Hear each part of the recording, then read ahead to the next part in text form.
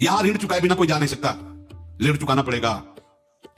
किसी का ऋण वसूल करना है तो किसी को ऋण चुकाना है, दोनों काम करने होते हैं। अनेक जन्मों में अनेक लोगों के साथ हमने जो बर्ताव किए हैं, अच्छे या बुरे, वो होंगे। अब किसी आदमी को हम जानते नहीं, अचानक मिला, अचानक टक्कर लगाओ, मार पीट गाली गुप्ता सब कर दिया, चुपचाप सह लो। क्यों? ये आपका हिसाब है, पूर्व का हिसाब। हमारा उससे कोई द्वेष नहीं, कोई संकल्प नहीं, अचानक घटना घटी और हमसे द्वेष करने लगा, हमें पीटने लगा, हमें गालियां दे, ये हिसाब है, चुपचाप सह जाओ। अपने घर का भाई ही भारी दुश्मन बन गया और क्लेश, हिसाब है। एक प्रभुदत्त ब्रह्मचारी जी की वाणी में पढ़ा था, एक महात्मा जी भ्रमण करते थे, तो उस समय असरफियां चलती थी, मोहरे असरफियां, तो उनको भेंट में देते लोग। तो या तो ठाकुर सेवा में लगे तत्काल, या संत सेवा में तत्काल लगे, उसका संग्रह करके डोलना ये ठीक नहीं है बैरागी के लिए, सिद्धांत में ये ठीक नहीं है। तो जब 2, 4, 6, 8 ऐसे मोहरे हुई, तो उन्होंने विचार किया कि और भ्रमण करके जब काफी मोहरे हो जाएंगी तो प्रयागराज में जब कुंभ पड़ता है, एक बार पूरे सब अखाड़े के संतों को, अलग अलग संप्रदाय सब संतों को बुलाएंगे और सबको खुआएंगे। अब साधु है तो यही विचार करेगा और क्या विचार करेगा।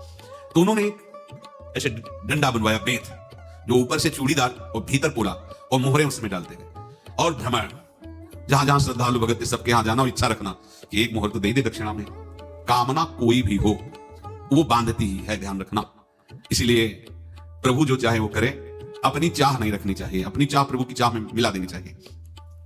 धीरे धीरे वो छड़ी भर गई, भ्रमण करने वाले महात्मा चूड़ी लगाई, इंतजार करते रहे। जब प्रयाग का कुंभ पड़ा तो चले। तो रास्ते में एक गांव में पूछा जाता है, जैसे कहीं लोगों की कोई श्रद्धालु ऐसा है जो संत सेवी है, तो कुछ लोगों ने बताया हाँ एक परिवार में बहुत संत सेवी है और आपको मिलाते हैं हमसे।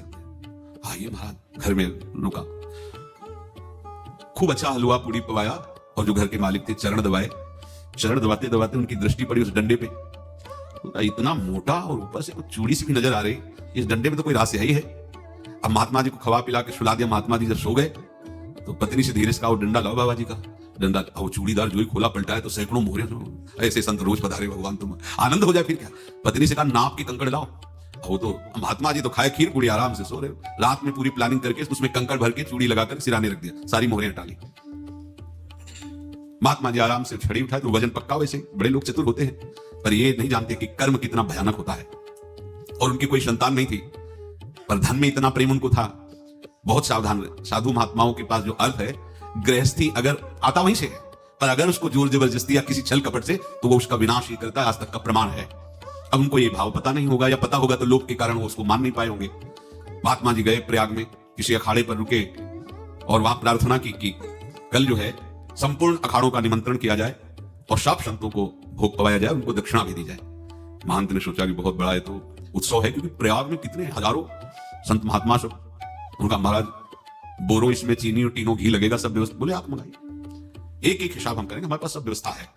बोले कुछ तो पहले दे दो, इकट्ठे देंगे हम। उनको था कि अगर हम छड़ी खोला और 2-4 मोहरे दी, किसी को पता लग गया तो गड़बड़ हो सकती। बोले हम भंडारे के समय आखिरी में सब कुछ आपको दे देंगे। ठीक है। वो अपने पास से पैसे लगाकर खूब जितना सामग्री सब लाए, लाखों की, और सब संतों को निमंत्रण कर दिया। संत जन निमंत्रित हो गए, भंडारा बन रहा है। तब वहां की महानता है उनका, देखो भंडारा भी बन रहा है, संतों को निमंत्रण। अब आप अर्थ की व्यवस्था कीजिए, क्योंकि इतनी बड़ी हमारी सामर्थ्य नहीं थी जितना हमने किसी तरह हमने व्यवस्था की। अब मुझे अर्थ चाहिए, तभी आगे की व्यवस्था बढ़ेगी। संतों को दक्षिणा देंगे और जिनसे अर्थ लिया उनको दे। देखो रसोई बन गई सब। उनका सच में विश्वास नहीं तो अभी चूड़ी खोली, उनको तो था ना कि मोहरे हैं कंकड़। तो जैसे कितना उनको सदमा लगा होगा, हजारों संतों का निमंत्रण, रसोई बन, तो संतों के छल कपट। तो उनका महाराज आपने तो हमारा नाश कर दिया, जो महंत थे।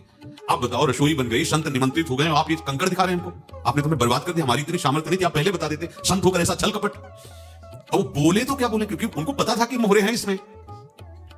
अंदर से उनका चिंतन गया उसी सेठ के पास, अच्छा ऐसा धोखा हमारे साथ किया, भोगोगे तुम। ये जो निकलता है ना, भोगोगे, ये अकाट्य होता है। क्योंकि किसी का भी हृदय, मान लो किसी भी जीव जंतु को आप कष्ट दे और उसका हृदय आह भर जाए, तो वो आह वज्र की लिखत में भोगना पड़ेगा। वो देखो भीष्म जी को भोगना पड़ रहा है। सांप को ऐसे धनुष की नोक से उठाया और बबूल के कांटों के ऊपर फेंक दिया, कई दिन तक छेदा हुआ, वो आह भर करके मरा। तो आपको 6 महीने बाणों की सैया पर आह किसी की ना लेना जिंदगी। कोई ऐसा कहा, कोई आह भर करके कह दिया तुम समर्थ हो, हम तो कुछ कर नहीं सकते, और अंदर से तो फिर तुम्हारी सामर्थ्य काम नहीं करेगी, मिट्टी में मिला देगी। फिर ये तो संत थे, और भगवत आराधना के लिए, संत आराधना के लिए ही ऐसा किए हुए थे। अब इनका कैसे मुंह दिखाएं, अब क्या करें। सुबह संत जन आएंगे, सबके बीच में हमारी की देखो इन्होंने, अब क्या करें। गए और संगम में जाके छलांग लगाई, अपने प्राण त्याग दिए। अब उनकी तो पास मोहरे थी और व्यापार बढ़ा, और 9-10 महीने बाद ही लड़का हुआ। अब तो उनको आके संत फलीभूत हो गया। देखो व्यापार चल रहा, लड़का नहीं होता था, लड़का भी हो गया, बड़ा आनंद छा रहा है। जब से वो प्रकट हुए और धन की वृद्धि शुरू हो गई, पढ़ाई लिखाई में उनके खर्चा हुआ, सब बस बीमारी शुरू हो गई उनके शरीर में, अब उसमें पैसा जाना शुरू हुआ। इतने आसक्त वो दोनों हो गए कि कुछ भी हो, व्यापार ठप, संपत्ति बेचना शुरू। तो उन्होंने कहा कि बेटा मैं क्या कर सकता हूं तुम्हारे लिए? बोले हमारी अंतिम इच्छा है प्रयाग चलो और जितने प्रयाग में संत महात्मा सबको एक बार भंडारा करवाओ, हमारी इच्छा अंतिम है, क्योंकि अंतिम यही इच्छा थी। बोले अब ज्यादा संपत्ति तो नहीं रह गई, तो बोले घर बेच दो, मेरे लिए ही तो है, बेच दो, मुझे लगता मैं बचूंगा नहीं, पर मेरी अंतिम इच्छा पूर्ण कर दो। घर बेच दिया, जेवर बेच दी। वहां गए, जब संत सेवा की तो बोले मुझे संगम तक ले चलो। संगम तक ले गए और बोले समझे तुम चुराए थे और हमने उसको छीना है, कुछ नहीं रह गया तेरे पास कुछ, अब केवल ममता और आसक्ति में जलकर मर और नरक प्राप्त कर। मैं वही महात्मा हूं जिसकी तूने मोहरे ली थी, शरीर छोड़ दिया। महात्मा को जन्म लेना पड़ा और इनको दुर्गति भोगनी पड़ी। ऋणानुबंध होश में, ऐसा नहीं कि आप जो कर रहे हैं कोई देख नहीं रहा, कोई हिसाब किताब नहीं, जो कर रहे हैं अवश्य में भोक्तव्यम, बहुत सावधान। अनेक जन्मों में अनेक लोगों से जो कुछ लिया दिया है, इस लेने देने को मिटा देने के बाद ही तो मुक्त हो गए। इसलिए एक उपाय है, लेना न देना मगन रहना। क्या? मालिक को समर्पित हो जाओ, मालिक को अपना माना हुआ समर्पित कर दो, खत्म। अहम त्वाम स्वरूपापिभ्यो मोक्षयिष्यामि, सब खत्म, आगे पीछे लेना देना सब खत्म। एकादश स्कंद में भगवान श्री कृष्णचंद्र जी ने कहा जो मेरे चरणों का आश्रय लेकर भक्त मेरा भक्ति करता है, उसकी पितृ ऋण, मातृ ऋण, देव ऋण, ऋषि ऋण, सब ऋणों से मैं मुक्त कर देता। बस यही एक उपाय है जो इसके बंद करने का उपाय भक्तों के लिए है, वो यही है, भगवान की शरण में होकर अपना माना हुआ पूरा भगवान के अर्पित कर दो। अर्पित करने का तात्पर्य उसमें आम हटा दो। तदीयम वस्तु गोविंदम तुभ्यमेव समर्पये। जिनसे तुमने सेवा करवाई है उनकी सेवा करनी पड़ेगी, जिनसे तुमने जो कुछ लिया है उनको देना पड़ेगा। ये लेने देने का व्यापार जब तक समाप्त नहीं होगा तब तक तुम्हारा जन्म मरण चलता रहेगा। अब आपको यहां समझना है, यदि आपसे किसी ने पैसे लिए बेईमानी करके नहीं दे रहा है तो आप उसको गाली मत दीजिए, आपने बेईमानी की थी इसलिए आपकी बेईमानी हुई है, ले गया, कोई बात नहीं है, बंधन से मुक्त हुए, जो बोझा था चला गया। उसको ऐसा ना देखे कि ये बेईमान हमारे रूप में मार लिया, अब जो कुछ होगा देखेंगे। अगर आप आगे नया कुछ करते हैं तो फिर आगे का हिसाब आपको भोगना पड़ेगा, ध्यान रखना।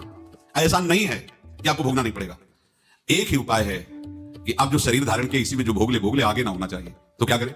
सर्वतो भावेन भगवान की शरण ले ले। ये तो सर्वाणि कर्माणि मयि सन्न्यस्य मत्पराः अनन्येनैव योगेन माम ध्यायन्तु उपासते तेषामहं समुद्धर्ता मृत्यु संसार। ये बड़ा कठिन है, पार होना कोई छोटी मोटी बात है। एक महात्मा बाल्यावस्था से भजन करते थे, शालिग्राम भगवान पास रखते थे और उन्हीं की आराधना करके बस पाठ, नाम, जप और भ्रमण करते थे।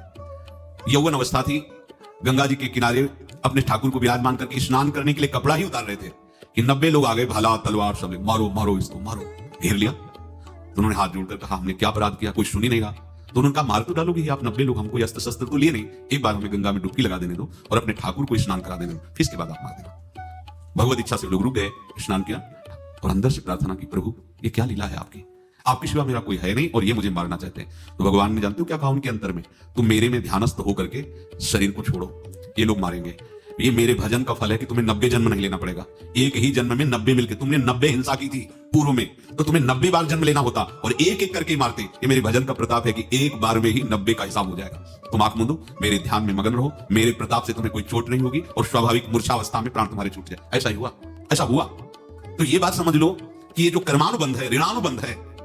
अब देखो, अगर शाप महात्माओं ने दिया कि तुम्हारे वंश का इससे विनाश होगा, तो भगवान भी परम धाम जा रहे तो उसी कील से, बाण की नोक में जो मछली लील गई थी, छोटा कण, उसी से की नोक बनाई और उसी नोक प्रहार किया। भगवान के श्री चरण में वही बाण की नोक लगी, भगवान स्वीकार किया ना। भगवान का बड़ा लीला विचित्र है।